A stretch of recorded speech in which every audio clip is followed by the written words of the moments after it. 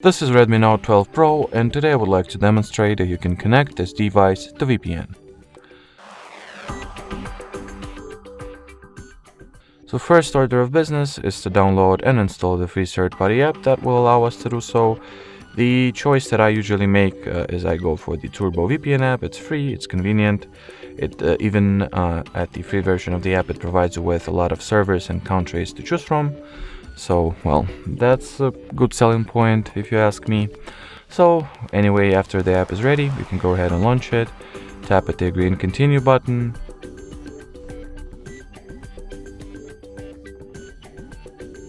Then skip the ad, and in order to set up the connection, tap at the squared icon over here, accept or confirm the connection request. And as you can see by this VPN indicator at your status bar, well, the VPN connection was successfully established. While at it, you can change the server that you are connected to, so I'll reconnect myself from Netherlands to the United Kingdom, for instance. And in order to disconnect from VPN, simply tap at this cross icon over here, choose the disconnect option, and that would do it. So thanks for watching, and bye-bye.